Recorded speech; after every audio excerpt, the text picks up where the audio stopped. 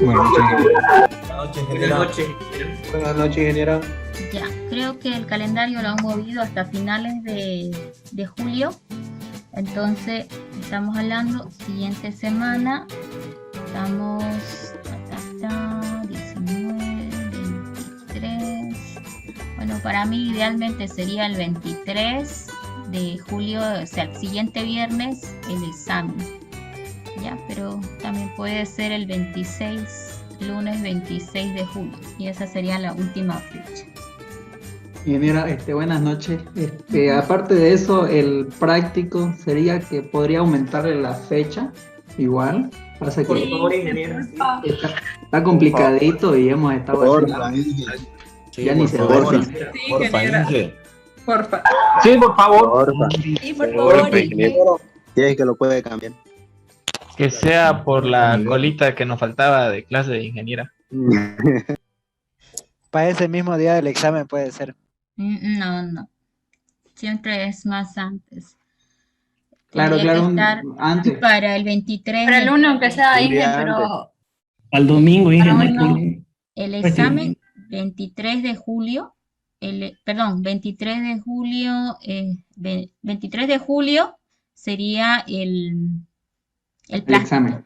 el El práctico, 23 es el práctico. Ya. el práctico. Y el 26 de julio el examen. Listo, ingeniera, muchísimas gracias entonces. Ese es el segundo Muchísimas parcial. gracias. No se olvide, ingeniera, de Gracias, cambiarlo en Alice. la Gracias, plataforma. ingeniera. Ujú, sí, Muchas gracias, ingeniera. ya, entonces con eso ya hemos quedado de acuerdo. Lo que está faltando de la segunda parte de la materia realmente es muy poco, ¿no? Yo les pedí que utilicen unos videitos que tienen ejemplos resueltos, porque en realidad con la teoría se concluyó completamente.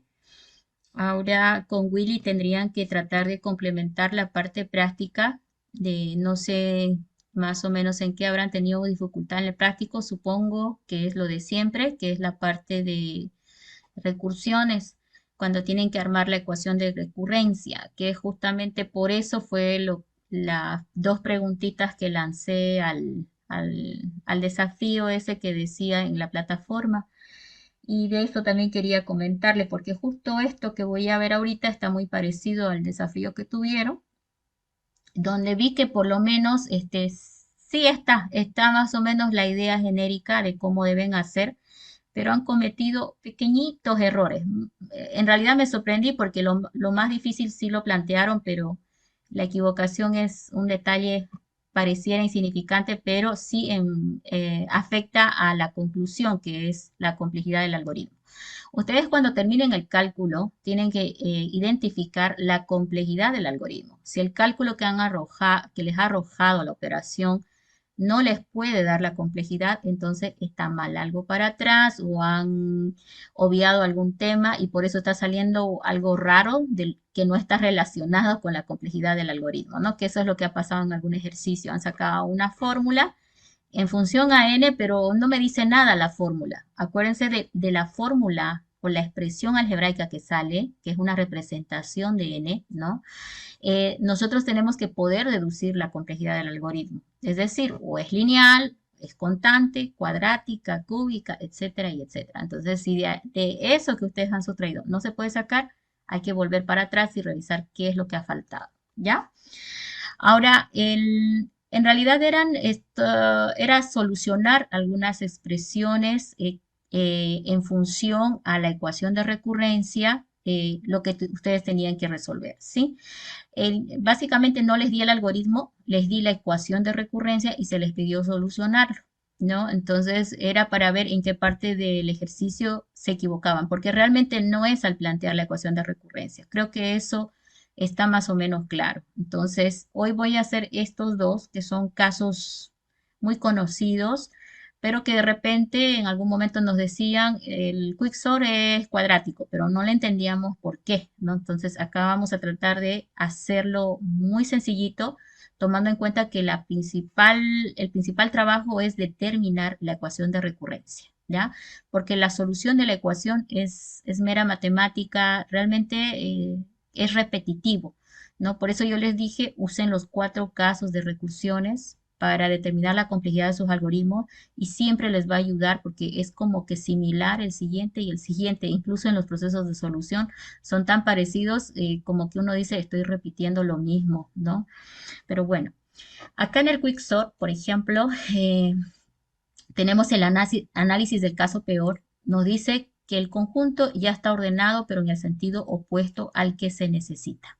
Entonces, primero que nada, se están concentrando en determinar cuál sería el caso peor, ya que es el que hay que resolver.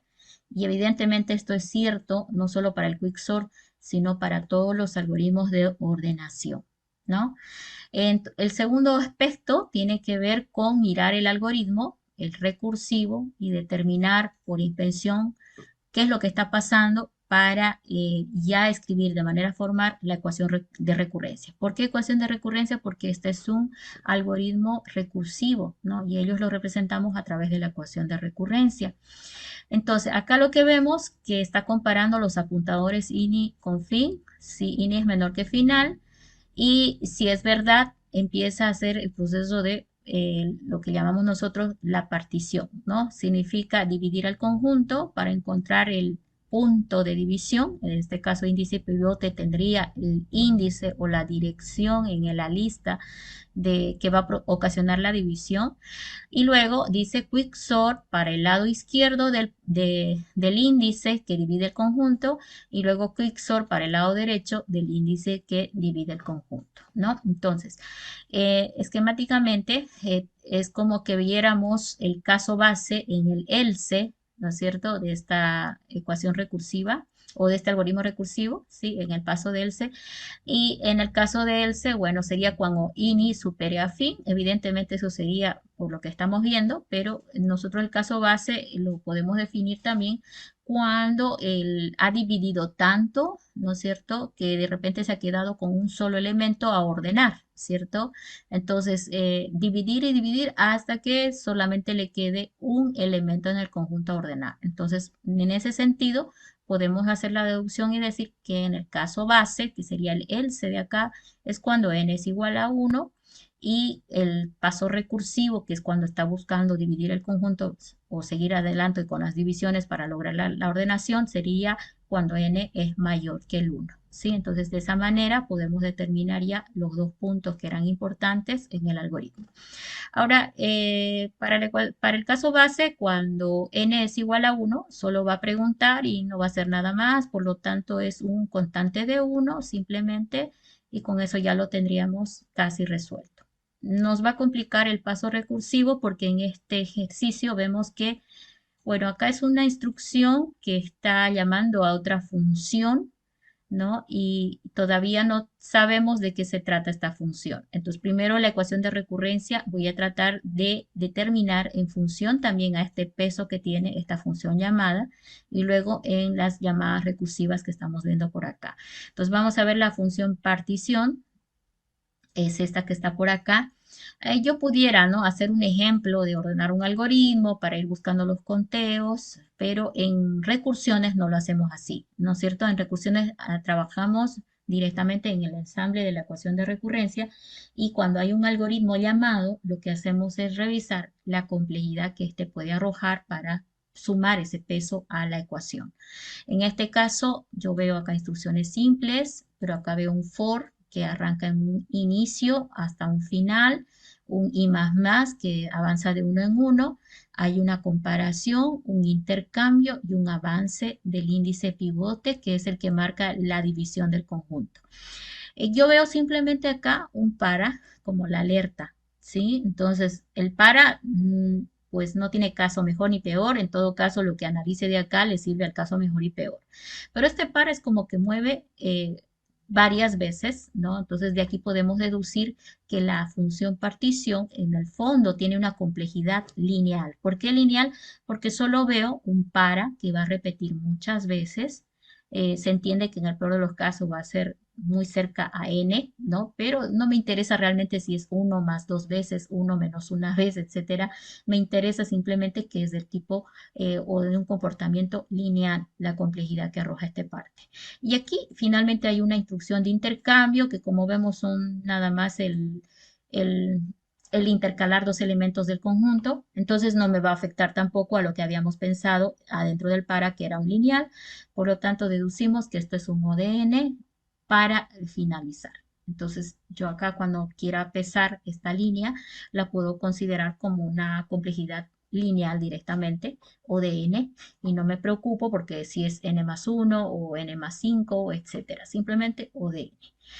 El siguiente paso es analizar el quicksort mismo en sus llamadas, ¿no? Porque yo tengo que luego en la ecuación de recurrencia, en el paso recursivo, sumar todo esto, ¿sí? Entonces, por aquí va un ODN, ¿sí? El caso base, que no se está viendo aquí porque está en el else, es un OD1, ¿sí? Pero acá veamos. Quicksort, llamada a sí mismo, desde una posición ini hasta la partición del conjunto -1. Y este está yendo en el mismo conjunto desde la posición de partición +1 hasta el final. Entonces, lo que yo veo ahí es simplemente la representación de dos pedazos, ¿no? A ver, estamos viendo esto, ¿sí? Ahí va uno, ahí va otro. Ahora, la partición que se está haciendo acá, buscando el punto de división del conjunto, no es exactamente a la mitad, por eso dice de diferente tamaño. Como estamos analizando el caso peor primero, debemos que pensar qué es lo peor que le pasa a este conjunto. Y en el peor de los casos, lo que debemos pensar es de que la división está tan mal hecha que si contamos el número de elementos en uno de los conjuntos, voy a tener un solo elemento, y en el otro lado voy a tener n-1 elementos, ¿cierto? Me refiero al número de elementos que hay que ordenar.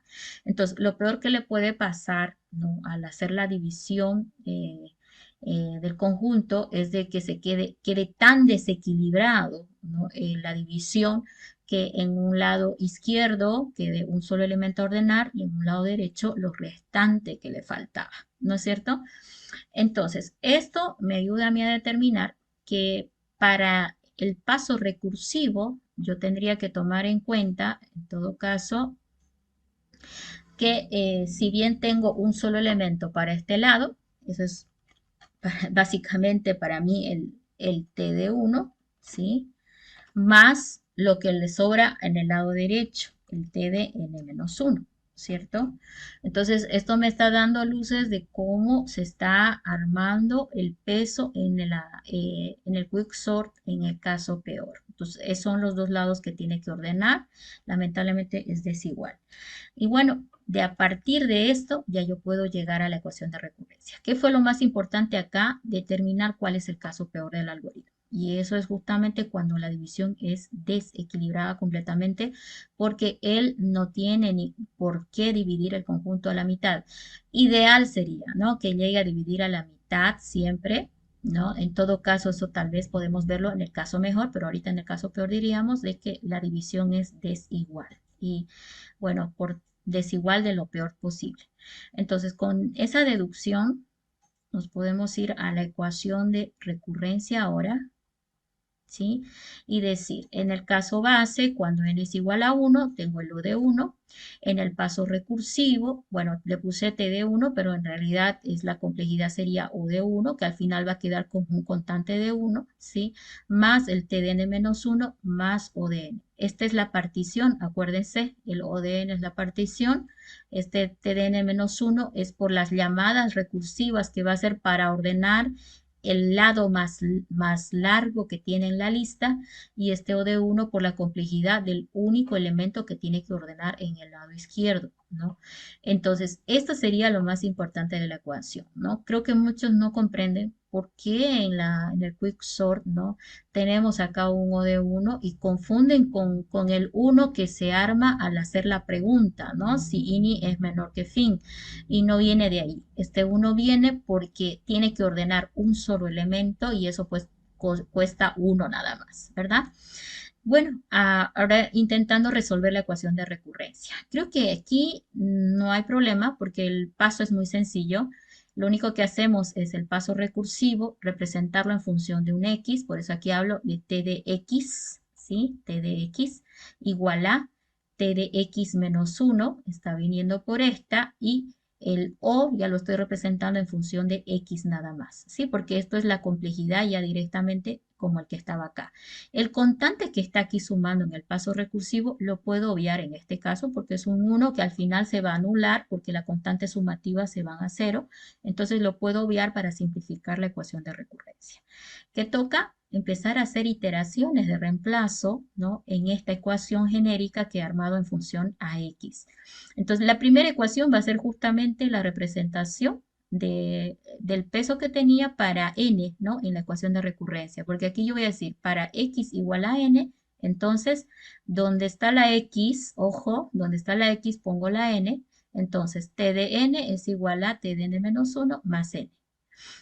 Luego sigo bajando porque estoy disminuyendo. X igual a n menos 1, entonces t de n menos 1 y siempre lo más importante es saber que tengo que volver a esta ecuación que está en función a x. Por eso pusimos esto, porque algunos van y dicen, no, aquí no lo hagan así directo, que también se puede, porque ocasiona que te olvides de hacer la suma de algunas constantes en la cola, ¿sí? Entonces lo mejor es siempre ir a esta y hacer 1, 2, 3, las iteraciones necesarias para lograr un resultado congruente y claro, ¿no? Donde no tengamos duda, de repente es esto o esto, ¿sí? Entonces acá se está haciendo 3 iteraciones, reemplazando en t de x siempre n-1, n-2, n-3. Y el consejo genérico, ¿no?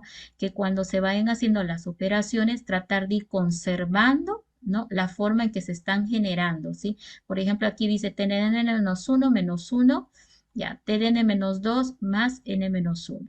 Ahora, tdn-2 menos 1, tdn-3 más es n-2, ¿sí? tdn-4 más n-3. Entonces, fíjate que aquí todavía no se puede hacer operaciones, pero ahora el peligro viene en el siguiente paso. Miren, 1, armamos ecuación de recurrencia. 2, ponemos la ecuación en función de x, de tal manera que hagamos los reemplazos en las siguientes iteraciones, simulando el movimiento de esta variable. ¿Por qué le digo x igual a n-1? Porque esto me lo está diciendo en la ecuación, ¿sí? Y bueno, si le resto uno más, va a ser n-2, si le resto otro más, n-3. Entonces, por esa razón se está moviendo, disminuyendo de 1 en 1. Y ahora vuelvo a partir de la primera, cuando x es igual a n, t de n igual a t de n menos 1 más n, que es lo que tenemos por acá. Ahora, ¿qué es lo que se han equivocado en el práctico? Aquí tenemos t de n menos 1, no puedo hacer mucho, pero me voy a fijar a los reemplazos que tenemos por arriba y justamente acá tenés la representación del t de n menos 1, que es igual a t de n menos 2 más n menos 1. Entonces todo esto va a bajar abajo, ¿sí? Y se va a sumar el n que todavía le faltaba. Entonces lo que han olvidado es esto, ¿sí? Se han olvidado sumar esto y se han quedado con esto y han ido perdiendo esta n que siempre deben arrastrar. En cada reemplazo deben arrastrar. Entonces, para no equivocar, agarras un corchete, le pones un corchete y decís, t de n-1, lo voy a copiar todo ese corchete, con eso se va a arrastrar todo lo que era para n-1, en este caso, todo esto, y luego le sumas lo que le faltaba, en este caso, n.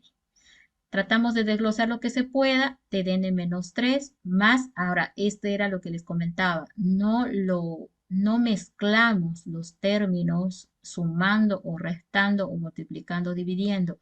Trato de conservar en las siguientes secuencias, ¿no? Cómo se están armando, porque eso me va a ayudar a resolver la ecuación. Acá, por ejemplo, este n-1 pude sumarlo de n y decir 2n-1, pero eso me hubiera perjudicado. Entonces, he conservado el n-1 más n, porque estoy notando que aquí dice t de n-3 más n-2 más n-1 más n. Miren que esto es importante, ¿no? Porque me está marcando como la serie numérica, ¿no? 4, 3, 2, 1 hasta terminar. Entonces, continúo con los reemplazos. t de n-2 ya lo hemos reemplazado por acá. ¿Dónde estás? t de n-2 por acá es igual a t de n-3, ¿sí? Aquí. Cuando x igual a n-2, entonces t de n-2, t de n-3 más n-2, lo mismo. Se vino por acá, más, ¿no es cierto?, la colita que le faltaba de arriba, seguir arrastrando. Y lo mismo, TDN-4, ¿dónde estás? TDN-4, ese ya no lo puse, pero bueno, acá está simulando el TDN-4 es igual al anterior, N-3 más N-2 más N-1, ¿cierto? Más N, es más N, pero también puedes poner N-0 si quieres mayor claridad. ¿Por qué mayor claridad? Porque la secuencia se está viendo, ¿no? 0, 1, 2, 3, ¿no? Entonces hay una secuencia hasta el 4 para N. Ahora, a partir de este punto, habría que tratar de llevar esta expresión de TDN-4 a TD1, porque es lo único que puedo simplificar. Y para ello, tratamos de representarlo a través de un término único a todas las constantes. Acá yo veo que, por ejemplo, este es 4, este es 3, este es 2, este es 1, este es 0. De repente puede idear una forma de llevarlo todo a función de un elemento K que identifica la constante única, pero miren esta estrategia. Está partiendo de TDN-4, ahí está, TDN-4 más, ¿no? Y luego dice, acá tenés N-3, N-2, N-1, N-0. Entonces lo encierra dentro del término sumatorio de I igual 0, porque acá está representando el I 0, 1, 2, 3. Entonces de igual 0 hasta el 3 constante. ¿De qué? N menos I. El I es el constante que va variando en el sumatorio que estamos encerrando por acá, ¿sí? Vamos a agrandar un poquito para que se vea mejor. Ok. Entonces, acá lo que vemos es simplemente la reexpresión en términos de sumatorio de esta serie que se ha armado, porque es una serie, ¿no? De repeticiones. Ok, ahora, si acá vemos que es menos 4 el constante y aquí es menos 3, ¿no? O perdón, 3. Entonces, vamos a irnos por asumir que K es igual a 4 y por lo tanto el TDN va a quedar TDN menos K. En vez de 4 pongo el K más sumatorio de igual 0 a K, pero este no es 4, ¿no? Es 3, por lo tanto K menos 1 representará el 3 y N menos I adentro del sumatorio. Bueno, este se va a simplificar, ¿no es cierto? ¿Cómo se va a simplificar? Si asumimos que n menos k es igual a 1, para que esto se vuelva 1. Entonces, si despejamos de acá el k va a quedar igual a n menos 1, como estamos viendo por acá. ¿Por qué me interesa despejar k? Porque aquí arriba no puede estar en función a k, tiene que estar en función a nuestro término n, ¿no? Para que podamos resolver el sumatorio. Luego acá tenés TD, entonces n menos k es igual a 1, lo reemplazamos, más i igual 0. Acá ya teníamos que el k es igual a n menos 1, entonces en vez de k pongo n menos 1 otra vez por el 1 que tenía que arrastrar, n menos i. Finalmente el TDN va a quedar el 1 por el TD1 más el sumatorio de igual 0 a n menos 2, que es el que está restando, menos 1, menos 1, menos 2 de n menos i. De aquí en adelante ya es solución de sumatorios. Eso lo vieron en matemáticas discretas, ¿verdad? Entonces el sumatorio de una resta se puede restar separando el sumatorio sin ningún problema. Entonces miren, TD1 quedó como 1, sigo arrastrando el 1, más el sumatorio de igual 0 a n menos 2 de n menos el sumatorio de igual 0 a n menos 2 de i. Resolvemos, el 1 queda como 1. Esto es sumatorio de un constante. El constante es n, ojo, no es una variable n, es un constante. ¿Y qué dice la teoría de sumatorios? Se saca el constante afuera, ahí está sacando el n afuera, y se multiplica por el número de elementos que hay entre el límite superior y el límite inferior. Entonces, n menos 2 menos 0 más 1. N menos 2 menos 0 más 1. Para calcular cuántos hay en un rango, se resta el mayor del rango del menor y se le suma siempre una unidad, ¿sí? Entonces, eso es lo que se está haciendo por acá. Menos, menos, ahora el sumatorio de igual 0 a n menos 2 de un i. Ahora i es un variable, ¿no? Que va a variar de 0 hasta llegar a n menos 2. Por teoría, decimos, ¿no? Podemos agarrar la de Gauss, acá también. La de Gauss nos dice que es igual a el primer elemento que es 0, ahí está 0, más el último n menos 2, ahí está n menos 2, multiplicado por cuántos elementos hay entre ambos. Entonces, n menos 2, que es el superior, le quito el 0, que es el inferior, y le sumo 1 otra vez.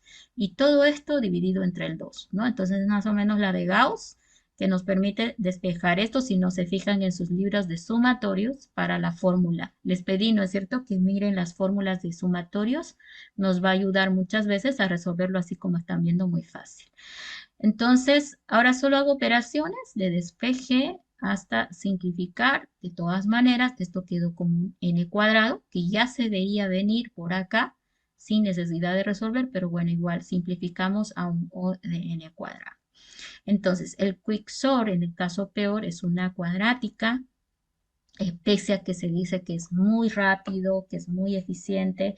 El método de ordenación de burbuja, por ejemplo, ah, también es cuadrática. Bueno, en burbuja uno critica porque tiene que ordenar usando dos paras, ¿verdad?, que van tratando de ver todas las posibilidades para recorrer todos los elementos del vector e irlos comparando, ¿no? Entonces hace dos paras anidados y devuelve un cuadrático. Entonces uno dice, pero la burbuja cuadrática, el quicksort cuadrático, ¿y dónde es que es mejor?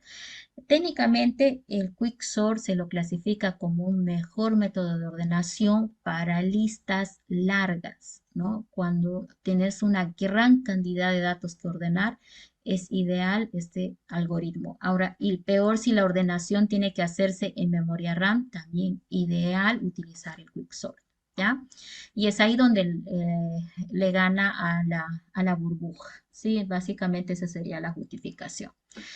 Ahora, en el caso mejor, también podemos armar la ecuación de recurrencia, pero ahora tenemos que asumir que el conjunto ya está ordenado, pero está en el sentido que se necesita. Este algoritmo que estamos viendo acá hace una ordenación ascendente, de menor a mayor. Entonces, en el caso mejor, debemos asumir que está ordenado de menor a mayor. Si vamos a analizar, ¿no?, los pesos que tiene cada línea del algoritmo recursivo, otra vez el punto partición vuelve a ser un O de n, ahí no hay variación porque partición, como recuerdan acá, es simplemente un para que va tratando de hacer comparaciones para ver si finalmente es necesario hacer intercambios sucesivos para lograr encontrar, ¿no es cierto?, el índice, pivote o el punto de división del conjunto. Entonces no hay variación en lo que es el algoritmo de partición. Sin embargo, ahora como estamos hablando del caso mejor, debemos pensar que el pivote está en una posición, apuntando, ¿ok? O el pivote, perdón, que se está tomando en la partición, ya está apuntando a un elemento que ya está ordenado, porque se supone que esto ya está trabajando sobre una lista ordenada, ¿no? Entonces, como ya está apuntando a un elemento ordenado, se supone que ya no tiene que hacer los mismos esfuerzos que hizo en el caso de peor, ¿ya? Entonces, para simplificar, vamos a decir que el algoritmo de partición que está aquí trabajando, si bien es un ODN, al encontrar el índice pivote, que es lo que realmente es el trabajo de partición, que es encontrar el índice pivote, al encontrar este punto, que es como una posición en la lista, siempre va a encontrar el punto medio del conjunto, ¿ya? Entonces, en el quicksort, idealmente sabemos que va a hacer una división siempre a la mitad. Si en una primera instancia dividió a la mitad exactamente, en una segunda instancia, este conjunto que va a ordenar lo vuelve a dividir en la mitad. Y en una siguiente instancia, como tiene que ordenar ese también se vuelve a dividir a la mitad. Y esto hasta que queda en la unidad, ¿cierto? Y lo mismo va a suceder para el otro lado. Entonces se entiende que todas las divisiones son siempre a la mitad, ¿cierto? Eso es el quicksort, ¿ok? Siempre a la mitad. Bueno, ahora es la razón por la cual ahora decimos, bueno, como tenés una llamada para la izquierda, que es a la mitad, te den en medios. Tenés otra llamada para la derecha, que también es la otra mitad, te den en medios. Entonces, esa es la gran diferencia del caso peor, ¿no? Que ahora está siempre mitad, mitad, mitad, y eso es lo ideal porque está haciendo que el algoritmo trabaje de manera equilibrada y de tal manera que la eficiencia va a ir mejorando en lo que es el tema de complejidad, ¿sí? Bueno, ahora Veamos la ecuación de recurrencia para el caso mejor, ¿sí? Aquí está el planteamiento. Otra vez le voy a aumentar un poquito la visibilidad para que... Ok, la vista la voy a aumentar un poquito porque está muy pequeñito. Creo que ahí está bien. Ok, ahora por acá lo que vemos es que para O de 1 sería el caso base, en todo caso. Sabemos que es cuando INI logra ser mayor que fin, pero en el contexto es que tiene que ordenar un solo elemento, ¿ok? Y en el paso recursivo, lo que estamos viendo es 2 veces TDN medios, eso está viniendo de acá, ¿sí? TDN medios más TDN medios sería 2 veces TDN medios más un ODN, que era la complejidad de partición. Entonces, ha cambiado la ecuación de recurrencia en el caso mejor, porque esto ya no es igual. Sin embargo, para solucionar voy a hacer exactamente lo mismo y para eso vamos a plantear la ecuación. Miren, TDN es igual a 2 veces TDN medios más N. Este es exactamente el segundo ejercicio que les pedí solucionar, ¿sí? En el desafío. Y ahí a varios les tuve que poner la nota de que se olvidaron de un detalle al realizar la ecuación de recurrencia. ¿Ok? Veamos dónde se han equivocado para que no nos equivoquemos luego. Si lo llevo a términos de x, ¿por qué lo llevo a términos de x? Porque quiero que no esté en función a n, porque en las siguientes iteraciones voy a ir trabajando en función a n. Entonces, para que sea un punto de partida genérico, lo pongo en función a otra variable, que en este caso es x. Y es la misma, ¿no? Donde estaba la n, le puse la x y fue lo mismo, ¿verdad? Y empezamos. Si x es igual a n, entonces, bueno, esta es la misma ecuación, la original, pero bueno, es el punto de partida y la toma en cuenta acá. Luego, como acá estamos observando que la variable que está en el t se está dividiendo a la mitad, entonces eso me está diciendo cómo se va a mover la x, ¿no? N medios, n medios, n medios para siempre.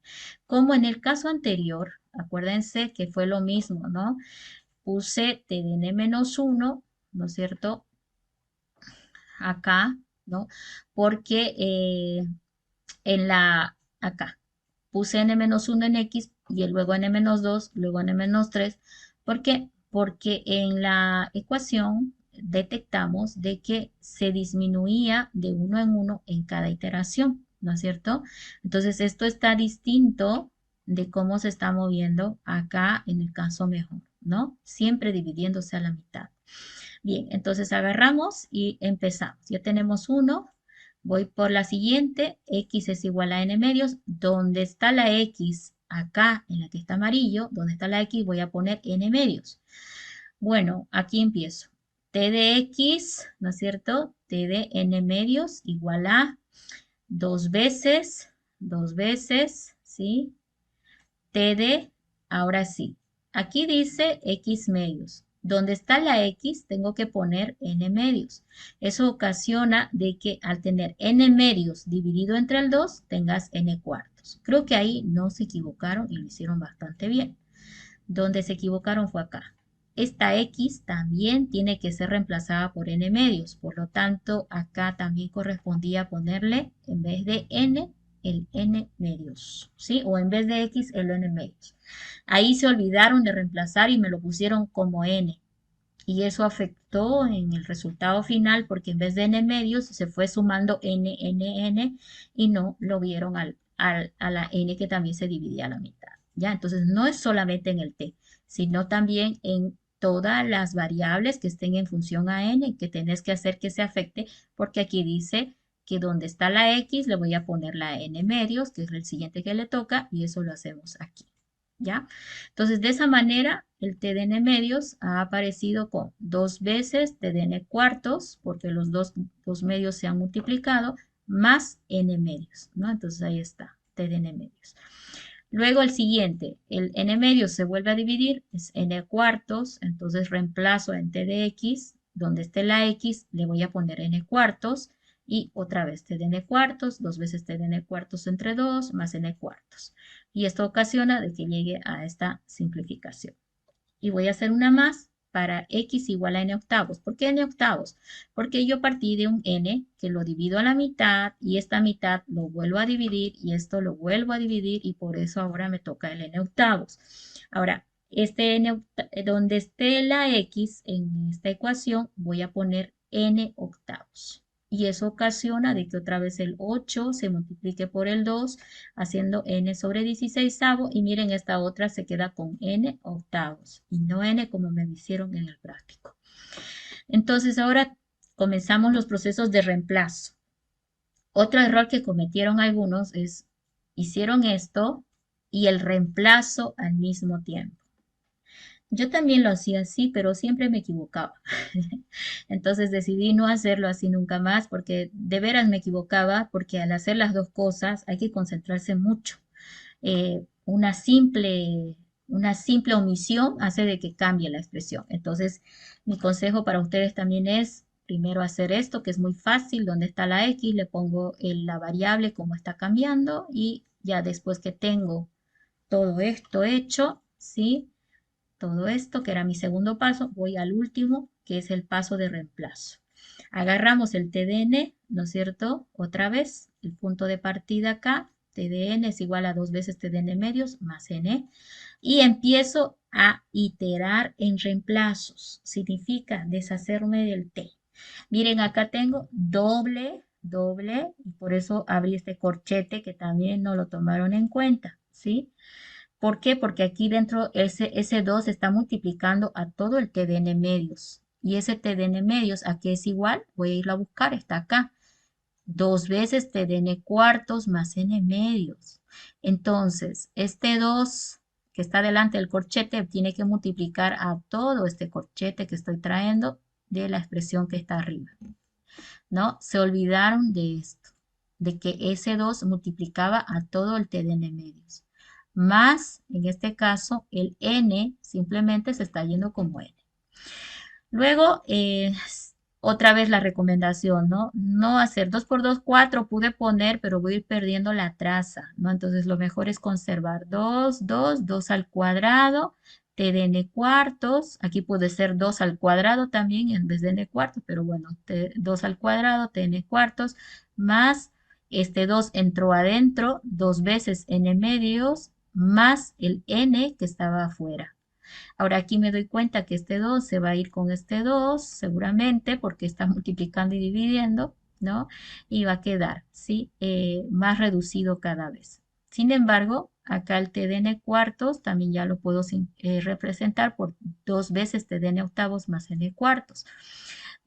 Hago el reemplazo, pero miren, este 2 al cuadrado está multiplicando a todo ese corchete, ¿sí? Y eso hay que tomar en cuenta bien clarito porque si pierdo eso voy a perder una multiplicación importante, ¿sí? Entonces ahí estoy reemplazando el TDN cuartos y luego le copio, ¿no? Más 2n medios más n. Y ahí está. De esto siempre se han equivocado si no me han hecho por pasos. Ahora acá lo mismo. Voy agarrando el 2 al cuadrado por el 2, 2 al cubo, TDN octavos más 2 al cuadrado que vino adentro a multiplicar al n cuartos más 2n medios más n y ya está. Ahora voy a un poquito uniformizar las constantes. Aquí tengo 2 al cubo sobre n sobre 2 al cubo también porque el 8 es 2 a la 3. 2 al cuadrado es 4, n cuartos. ¿Por qué me interesaba? Porque esos 2 se pueden ir, ¿sí? Simplificar. Y aquí tenemos 2 también de n medios, lo mismo, ¿sí? Se pueden simplificar. Entonces, deshaciendo esos elementos, acá pues me quedó bastante bien la constante k, ¿sí? Ya la veo que era el 3, ¿no? 2 a la 3, 2 a la 3. Y el n, miren, desaparecieron esas fracciones y se hizo una suma de elementos enteros, ¿no? Y todavía mejor se pone, ¿no? Porque tengo aquí 2 a la 3 por TDN 2 a la 3 más 3n. Entonces, definitivamente yo voy a utilizar a un k igual 3, ¿no? Como constante. Y bueno, acá reemplazo donde estaba el 3 la k y ya me queda en forma de k. Y también tenemos que deshacernos de n sobre 2 a la k. Asumimos que n sobre 2 a la k es 1, ¿no es cierto? Eso lo podemos aquí, ¿ok? N sobre 2 a la K es igual a 1, por lo tanto N es igual a 2 a la K. Para que baje el K abajo, le aplico logaritmos a ambos lados de la igualdad y me quedaría K igual a ln de N al final. Entonces, acá 2 a la K, ¿sí? Aquí me dijeron que era igual a N, entonces por esa razón el 2 a la K se va con N. T de 1, ahí no hay duda, más el K es equivalente a ln de N, entonces ln de N por N. Y aquí tenemos N más N ln de N, para simplificar, y dice N ln de N. En el caso mejor, entonces, me está arrojando un lineal logarítmico, la complejidad de el quicksort, ¿no? Ese sería en el caso mejor. Ahora, si yo comparo el caso mejor, n ln de n, contra el caso peor, n cuadrado, vemos que eso tiene como que sentido, ¿verdad? No tendría sentido al revés, ¿no es cierto? El caso mejor siempre debe ser igual o menor que el caso peor. Entonces, en este ejercicio se notan los errores que han cometido algunos. Solamente uno hizo todo 100 puntos, que no se equivocó en nada, entonces, y creo que es el único que tiene 100, eso lo van a ver en el foro, porque ya hoy estuve revisando los pasos, porque bueno, la anterior clase estuve revisando resultados y bueno, algunos encontraron el resultado, pero han cometido algunos errores en los reemplazos y eso los he hecho notar. Por favor, revisen en el foro la respuesta que les di. Si tienen mayor duda, ahí mismo me pueden preguntar para que yo lo revise, ¿ya? De todas maneras, vale la pena eso que hicieron en el foro porque en realidad lo más fácil es encontrar la ecuación de recurrencia porque los comportamientos de los algoritmos recursivos son muy similares, ¿ya? Entonces no hay muchas cosas que descubrir. Ahora, la solución también es fácil, pero también es fácil equivocarse en los reemplazos iterativos que tenemos que hacer para ir viendo, ¿no? ¿Qué pasa con N1, con N2, con N3, hasta llegar a la solución final, ¿no? Bueno, en todo caso, en el video de la clase anterior también les puse un ejemplo, pero acá había sí, creo que es este. Ok, este es otro algoritmo, pero bueno, este ya es uno del que un algoritmo llama a un subalgoritmo, ¿sí? Este es un ejemplo de uno que estuvo en un examen, ¿ya? Entonces, a ver, por inspección en este algoritmo, ¿qué me pueden decir? ¿Qué complejidad va a arrojar este? Por inspección. ¿Pueden? ¿Qué tengo que hacer primero para determinar la complejidad de este? Porque, ¿te acuerdas que les dije que media hora avanzamos una colita que nos falta? Que es justamente lo que acabamos de hacer. Y media hora es para un pretest. Bueno, entonces suponemos que esto era que estaba en un examen X y ahorita yo te lo estoy dando, ¿no? Entonces ahora la pregunta es, ¿cómo empiezo acá a solucionar de tal manera de que me arroje la complejidad? Bueno, explico un poquito. Realmente no me han dicho nada del algoritmo. No me están diciendo qué hace. Supongo que hace una serie de instrucciones, pero hay un while metido por ahí. Y me llama la atención que es un subalgoritmo que no solamente está una vez, sino está también dos veces, solamente varía por los parámetros que tiene, ¿sí? Entonces, eso es lo que debe llamar la atención, los parámetros.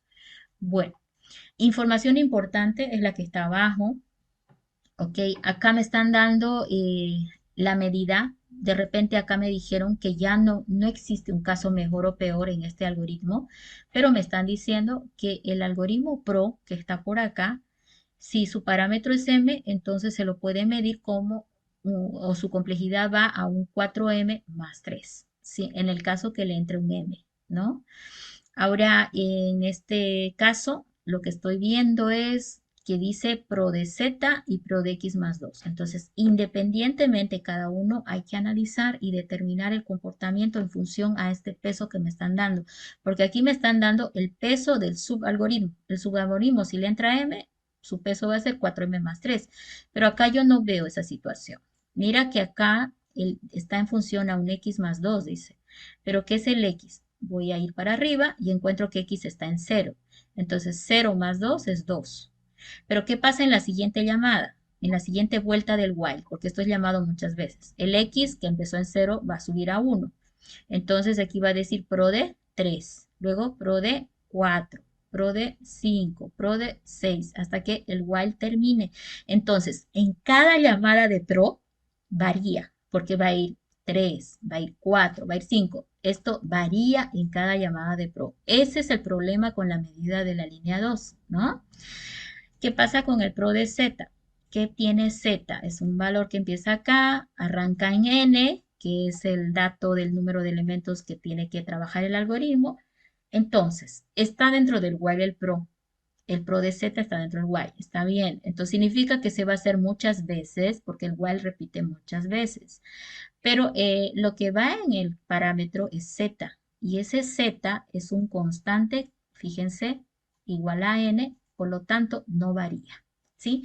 Entonces, el pro de x más 2 tiene una medida rara y extraña. Sin embargo, el pro de z es más sencilla porque el término z no varía entre llamadas al while, ¿sí?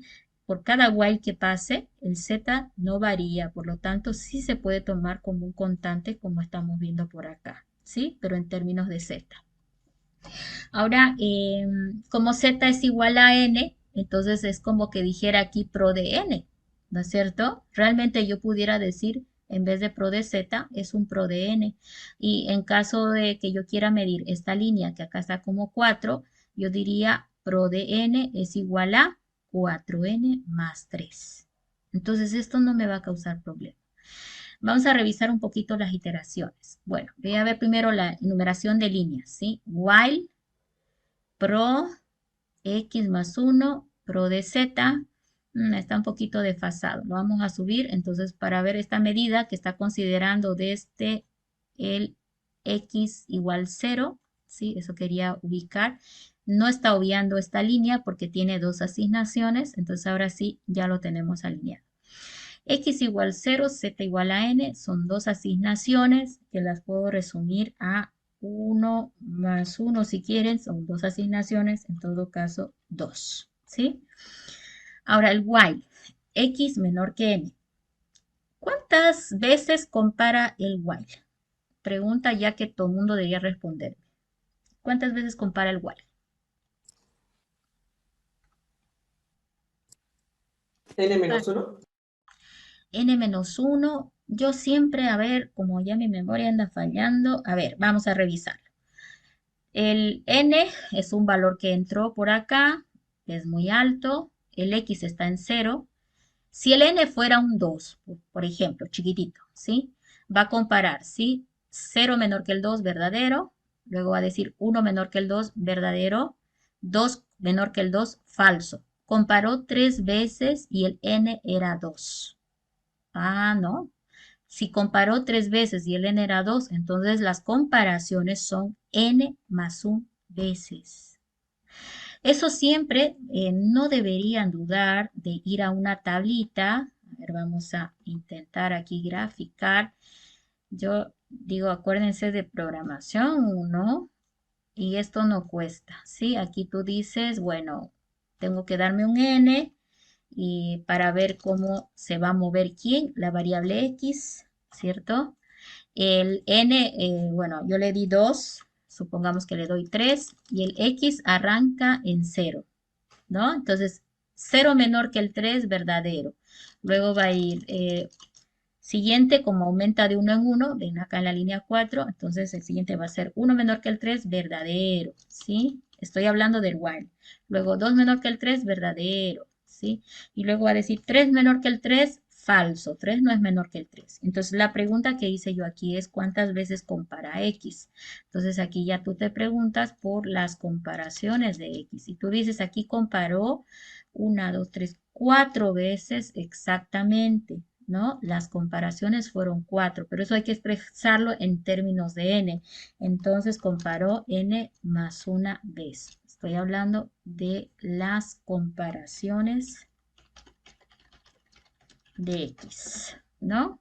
Entonces eso, ahí está. Entonces esta línea donde el while pregunta, lo más correcto sería indicar de que es X sería n más 1. ¿Ya? Vamos a ponerlo negro otra vez para que, bueno, mejor ahí. Ok, n más una vez las comparaciones. Uy, ahora viene el dolor de cabeza. Pro de x más 2. Lo voy a dejar para el final. Sí, me voy a saltar un rato esa línea. La siguiente, x igual a x más 1. Es una instrucción que vale 1, pero está dentro del while y por lo tanto hay que multiplicar por los incrementos de la variable que controla el while. ¿Cuál es la variable que controla el while? La x. ¿Cuántas veces incrementó x? N. N veces, perfecto. ¿Sí? Una menos que el número de comparaciones. Muy bien. Entonces, ahí está. Y luego dice pro de z. A ver, ¿cuál es el precio de pro de z? Z, arranco en n, nunca se mueve. Entonces aquí siempre entra z. Voy a averiguar el pro. Ahí dice si fuera m, sería 4m más 3. Entonces aquí diría 4z más 3. Pero para llevar a términos de n, como z es igual a n, directamente en esa línea diría, en vez de decir 4z más 3, diría 4n más 3. Ahora, esto es el peso de pro de z por una entrada. Esa entrada no se produce una vez, como está dentro del while, se produce n veces. Entonces, ese también va a multiplicarse por las veces, ¿no es cierto?, que incrementa el x que controla ese ciclo repetitivo. ¿Ya? Bien. Ahora viene lo otro. Vamos a borrar todo esto. Nos está faltando lo más difícil porque luego solo era sumar. ¿Qué vamos a hacer? El pro de x más 2 que me está ahí estorbando. Bueno, vamos a tratar de hacerlo con una secuenciación de esta manera. ¿Ok? Sabemos nosotros que cada iteración del while va a arrancar en el 0, ¿no es cierto? Cada iteración del while arranca en el 0. Entonces, eso es lo que voy a poner aquí. El while arranca con x0, luego x de 1, luego x de 2, luego x de 3 y luego llega a un x de 4 probablemente para finalizar. O sea, estoy iterando hasta ese nivel, ¿ok? O hasta ese punto. Ahora, este me representa el x, ¿no? El x que se ha ido moviendo, ¿sí? De 0, 1, 2, 3, 4.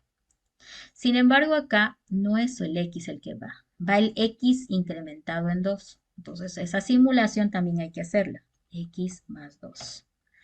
Entonces, acá donde estaba el x le sumo un 2. Aquí va a ser 2. Aquí va a ser 3. 1 y 2 son 3. 2 y 2 son 4. ¿Sí? Tengo 3 y 2 son 5, ¿sí? Si me equivoco, ahí me avisan. 4 y 2 son 6. Bueno, iríamos hasta adelante, ¿sí? Siempre aumentando a x el 2. ¿Por qué? Porque ese es el parámetro que está entrando acá. Entra x más 2 o incrementado en 2. Ahora, esto va a ocasionar, ¿no es cierto?, de que se genere una serie de repeticiones. Pero ahora la pregunta está en dónde está esa serie de repeticiones. Yo más o menos les digo a ustedes, ¿cómo ustedes analizarían la repetición de llamar a pro dentro de ese while? ¿Quién me da alguna ideita para hacer esa llamada? Porque hasta ahorita lo único que he hecho es decir, bueno, el pro recibe por parámetro el x incrementado en 2, ¿no? Y estoy mostrando cómo el x va para adelante, ¿cierto? Pero ahora yo me estoy preguntando, ¿cómo encuentro el peso de pro sabiendo que en el primer llamada, ¿sí? En la primera llamada, pro le entra por parámetro 2. En la segunda llamada le entra el parámetro 3. En la tercera llamada le entra el parámetro 4. En la cuarta llamada le entra el parámetro 5. Y en la quinta llamada le entra el parámetro 6. Entonces, ¿por qué he hecho esta secuenciación? Porque en cada iteración del while, acuérdense que este está marcando cada iteración del while, en cada iteración del while el x va incrementado en 2. Entonces no va incrementado, no va de acuerdo al while, sino va incrementado siempre en 2. Por esa razón hice esto. Ahora, mi pregunta para ustedes es, ¿cómo creen que debemos pesar el costo que tiene la llamada a pro de x más 2? Si ya hemos visto esto. ¿Cómo deberíamos pesar? ¿Nadie? La respuesta está en el costo que tiene el algoritmo mismo. ¿Cuál es el costo que tiene el algoritmo? Lo tenemos por acá. Entonces aquí, por ejemplo, me está diciendo que su costo es, ok, ahí está en función de m, ¿no? Porque es pro de m, ¿cierto? 4m más 3, ¿sí? Pero yo no lo tengo que hacer en función a esa m. Donde está la m, yo tendría que poner el x más 2, ¿no es cierto? ¿O no es así? Donde está la m, tendría que poner el x más 2. A ver, intentemos. 4, donde está la x, m, x más 2, porque eso es lo que reemplazo, más el 3. ¿Sí? Ahora, para que ustedes me ayuden y trabajen algo. Si yo estoy haciendo esto, ¿cuáles serían los valores en las siguientes iteraciones? Quiero que me calculen esto cuando x vale en la primera, ¿sí? Es decir, cuando x vale 0, ¿cuánto equivale todo esto? Cuando x vale 1, ¿cuánto equivale esto? Cuando x vale 2, ¿cuánto equivale esto? Y quiero que me den acá los pesos para cada llamada. No sé quién me puede dar ese dato.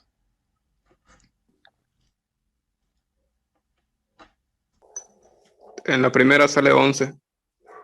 A ver, ¿cómo lo has calculado? Si me lo puedes pasar en la fórmula para la primera. Has hecho 4 multiplicado por ¿cuánto? Por 0 más 2 Muy bien. Más más 3. 3. Y de ahí ha resultado el 11. ¿Sí? Entonces, mire, solamente lo que ha hecho el compañero es agarró el valor de x, que era 0, y le sumó el 2, ¿cierto?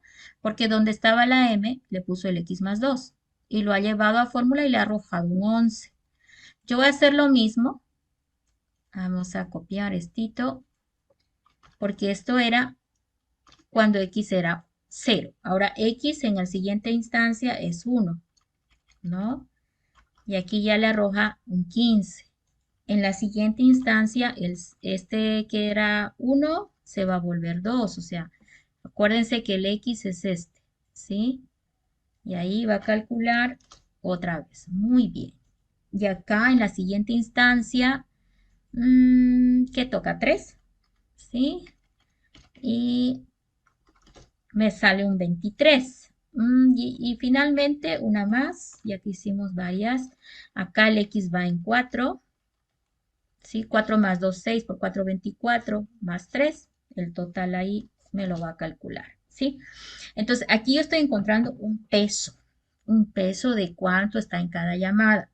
Ahora, este peso en el fondo me está generando una serie de repeticiones, pero lamentablemente acá veo un 11, un 15, un 19, un 23 y un 27. Y yo digo, pero uy, ¿cómo resuelvo esta serie de repeticiones que se está armando? Una alternativa es llevarlo a serie numérica y yo sé que a ustedes no les gusta porque la verdad que lo he enseñado muchas veces y no he visto que lo apliquen, ¿no? Es mirar esto como una serie, ¿sí? 11, 15, 19, 23 y 27, ¿no?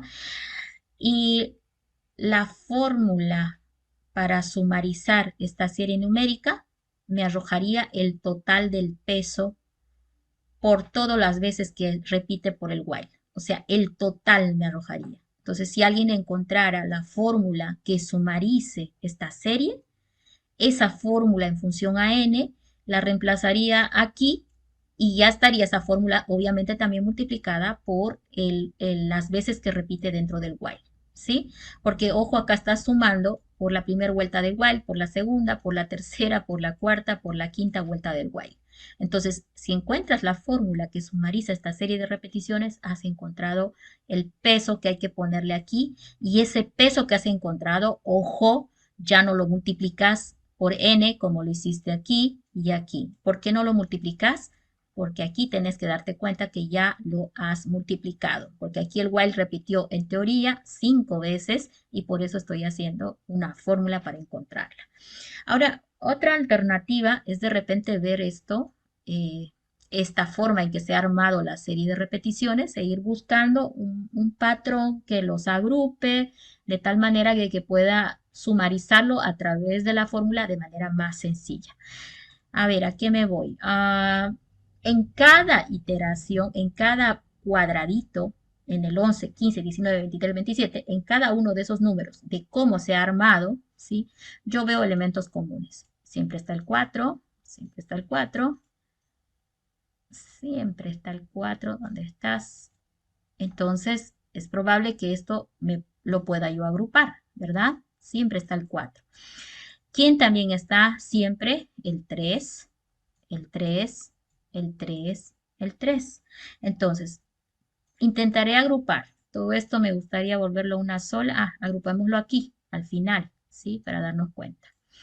Como todo eso es suma, suma, suma, agarro el 4 como estuviera multiplicando, pero a todos los factores. ¿Y cuáles son esos factores? Tenemos, por este lado dice más 2, este sería más 3, más 4, más 5, más 6. Si no lo ven así, es como que tengo 5 minutitos para terminar esto. Estoy como en examen ahora yo, ¿sí? 0 más 2 es 2, ¿sí? Y acá, este otro.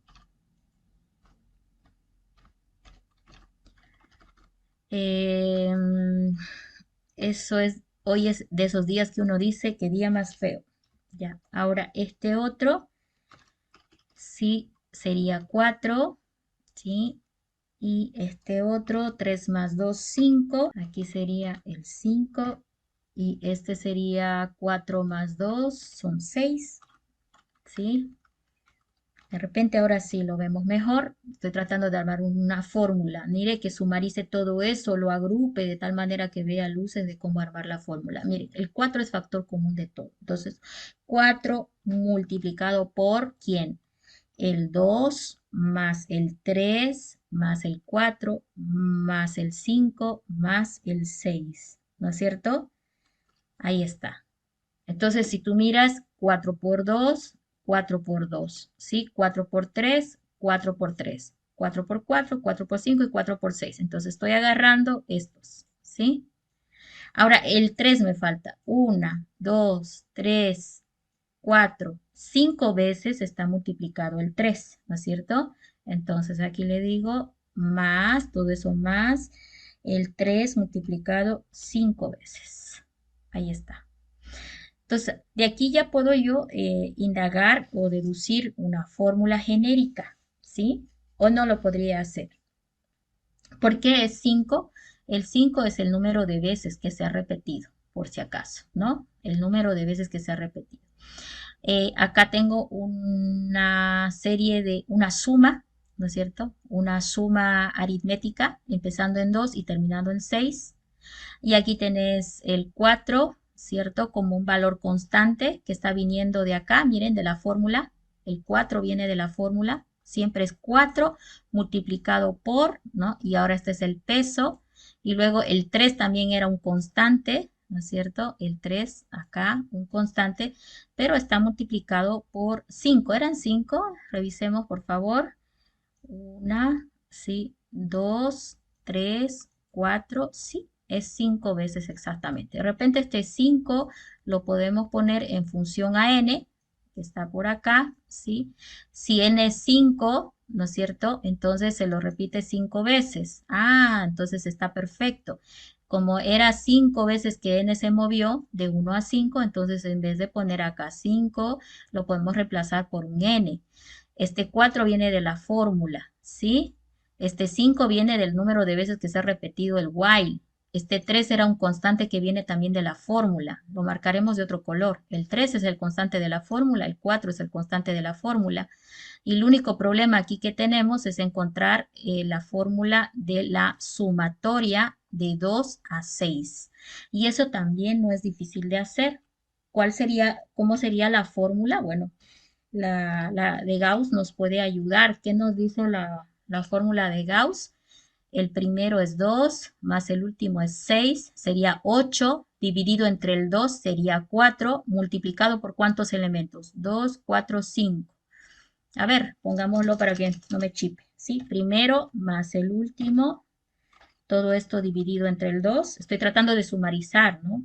¿Sí? Dividido entre el 2, multiplicado, ¿a cuánto es igual eso? Vamos por 4. 4 multiplicado por el número de elementos que hay. ¿Cuántos elementos hay? 5, ¿sí? Entonces ahí me arroja el 20, ¿no es cierto? ¿Es verdad que es 20? 2 más 3 es 5, más 5 es 10, más 4 es 14, más 6 es 20. Exacto. Entonces voy a utilizar la regla de Gauss. Entonces voy a partir del término inicial, ahí en el paréntesis, 2, más el último es 6. ¿Cuántos elementos son? Son 5 elementos. El último es 6. Entonces ahí voy a poner n más 1. Es el último elemento.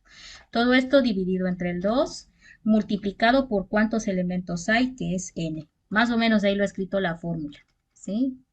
Listo. Ahora, todo esto tiene que estar multiplicado. ¿Por qué cosa? Por ese 4 que está como delante. Ahí. ¿Sí? No me tengo que olvidar de eso. Todo esto multiplicado por ese 4 que está delante. Ahí está el famoso 4m que teníamos, más ahora el 3, que también viene de la fórmula. Ahí está 3, multiplicado por 5, que era el número de elementos. Ahí está. Entonces ahí ya tengo la secuenciación necesaria. Revisamos, porque no quiero que luego me digan, no lo vio. 2 más el último es 6, eso sería n más 1. ¿Por qué n más 1? Tenés 2, 4, 5 elementos y el último es 6. Por lo tanto, si asumimos que n es el número de elementos, le sumo más 1. 2 más n más 1, todo dividido entre el 2, todo multiplicado por n. Si reducimos un poquito, esta va a quedar de repente más chiquita, pero como ya estoy con tiempo límite, vamos a quedar ahí. 2 más el n puede quedar más 3, ¿verdad? Se suma el 2 con el 1, dividido entre el 2, multiplicado por n, más 3n en todo caso, ¿no? Entonces, ya con esto encontré la fórmula que estuve buscando para este nivel. Aquí se debe notar que n por n va a ser n cuadrado. Y ahí debes notar claramente que ya no es necesario, ojo, multiplicar por el n como hicimos acá. Ya está multiplicado, ya lo hicimos. ¿Qué toca ahora? Sumar, por favor, todas las líneas y vas a encontrar la complejidad del algoritmo. ¿Ya? Entonces eso ya se los dejo a ustedes, ¿no? Esto ya es simplemente una suma, ¿no? De elementos comunes, de simplificación hasta llegar al O. En todo caso, ¿cuál sería la complejidad de este algoritmo? No sé si alguien ya se anima a decirme. Cuadrático. Es cuadrático, correcto. Y eso se veía venir, ¿no? Se veía venir porque aquí había un while y este pro tiene un lineal adentro. Entonces es como mirar dentro de un while otro repetitivo. Debe ser un repetitivo pro. No me están diciendo cómo está hecho el algoritmo pro. Lo único que me están diciendo que es lineal. Aquí me lo están diciendo. Entonces while más otro while supuestamente seguro que me va a salir cuadrático. Y eso también se nota por inspección, ¿ya? Ok, lo suman ustedes entonces, ¿ya? Y le sacan la complejidad. Con eso ya hemos concluido el día de hoy, ¿ya? El día lunes toca una clase ya para lo que es la parte 3 de la materia. Estamos hablando de el siguiente tema que es, pues, el tema titula programación orientada a objetos, sí es cierto, pero ha habido unos cambios, ¿no? En lo que es el programa en realidad. Y derivado de esos cambios que hay en el programa, el proyecto también va a cambiar un poquitito, ¿ya? Entonces, el día lunes voy a darles un poquito de conceptos básicos de la teoría.